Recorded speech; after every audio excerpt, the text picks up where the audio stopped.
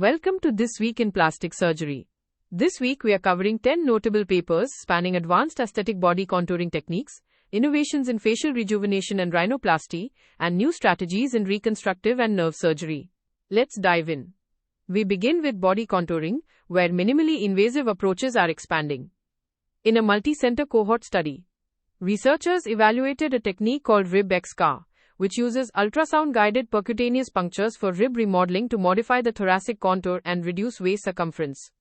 Tracking over 3,800 female patients across 8 countries, the authors reported a mean waist reduction of 11 centimeters and a 10-degree angular reduction of the lower ribs at 1 year. However, the procedure carries notable risks, including 4 cases of pneumothorax, 1 hemothorax, and 2 cases of chronic pain from bicortical fractures.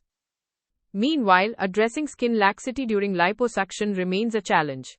A prospective study in the same journal compared conventional radiofrequency-assisted liposuction to a technique called plastic internal low-angular retraction, or PILA, which delivers targeted monopolar radiofrequency. In a cohort of 100 patients, the PILA technique achieved similar contouring results, but required roughly half the total energy and shorter device use times compared to conventional radiofrequency, suggesting a more efficient subdermal delivery method. Moving to facial aesthetics, the debate between autologous fat grafting and hyaluronic acid fillers continues.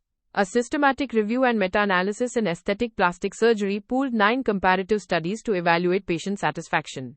Although fat grafting showed a trend toward higher satisfaction, the difference was not statistically significant, and the analysis revealed massive heterogeneity among the studies.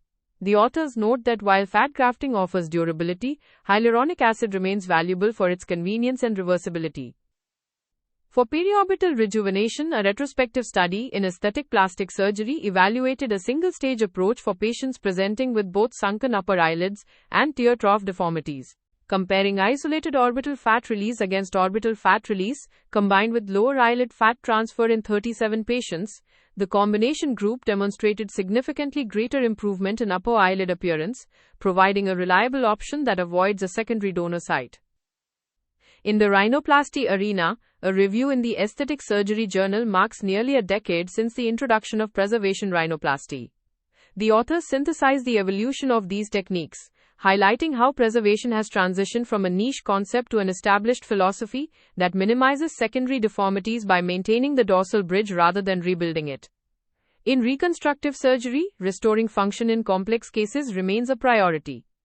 A retrospective study in plastic and reconstructive surgery Global Open evaluated selective tibial to peroneal nerve transfers in 21 patients with severe foot drop.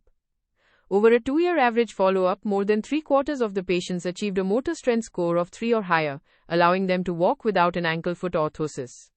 The study highlighted that transferring 2 or more fascicles and performing concurrent common peroneal nerve neurolysis significantly improved final muscle strength.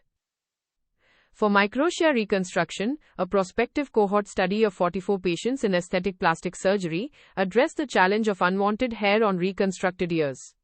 Researchers compared a novel intraoperative subcutaneous 75 nanometer alexandrite laser treatment during stage 3 surgery against conventional preoperative external laser therapy. The subcutaneous approach achieved a statistically superior 48% hair reduction compared to 45% in the external group, while using significantly lower laser energy and eliminating the need for separate outpatient laser sessions. In breast reconstruction, a retrospective study in plastic and reconstructive surgery Global Open investigated minimal access, nipple-sparing mastectomy, and prepectoral direct-to-implant reconstruction without using a cellular dermal matrix or synthetic mesh. In 14 procedures, the technique proved feasible with no implant losses, though 43% of patients developed seromas, requiring multiple aspirations. Finally, managing chronic lymphedema requires precise, repeatable assessments. A narrative review in the same journal advocates for the integration of lymphatic ultrasound into longitudinal clinical decision-making. By utilizing structured frameworks like the NECST and DCUPS classifications, clinicians can non-invasively track lymphatic vessel degeneration and tissue changes, helping to optimize compression therapy and identify the ideal timing for lymphaticovenular anastomosis. Pain management during aesthetic procedures is also evolving. In a study, researchers mapped the anatomical course of the transverse cervical nerve in 46 heminecks and conducted a pilot trial in 9 patients to facilitate cutaneous analgesia for neck injections. The nerve consistently emerged at approximately 53% of the distance from the earlobe to the clavicular insertion along the posterior border of the sternocleidomastoid muscle. A landmark guided block at this point achieved complete cutaneous anesthesia in all 9 pilot patients, significantly reducing injection pain compared to topical lidocaine cream, though clinicians must remain vigilant of the adjacent external jugular vein. If you only have time for one paper this week, make it the Multicenter Cohort study on the RibXcar technique for incisionless rib remodeling. With over 3,800 patients, this paper provides critical safety and efficacy data on a highly debated, minimally invasive contouring procedure, highlighting both its dramatic waist reduction potential and its rare but serious risks like pneumothorax. Here are the key takeaways from this week in plastic surgery. First, while ultrasound-guided percutaneous rib remodeling can achieve substantial waist reduction, clinicians must counsel patients on the risk of thoracic complications like pneumothorax and hemothorax. Second, for foot drop reconstruction, selective tibial nerve transfer is highly effective, with outcomes significantly improved by transferring multiple fascicles and adding common peroneal nerve neurolysis.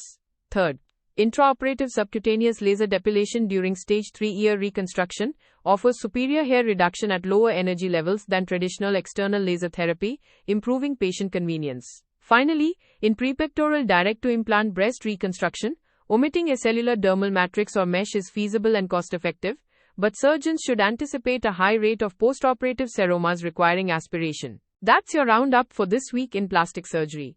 The full transcript and references are available on the episode page in your Audio Scholar library. This is an AI-curated summary. For clinical decisions, always consult primary sources and current guidelines. See you next week. If this weekly briefing is useful, follow the show in your podcast app so new episodes arrive automatically.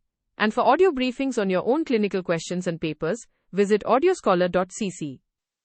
This is an automated summary generated by artificial intelligence, which can make mistakes. Always review the original source materials.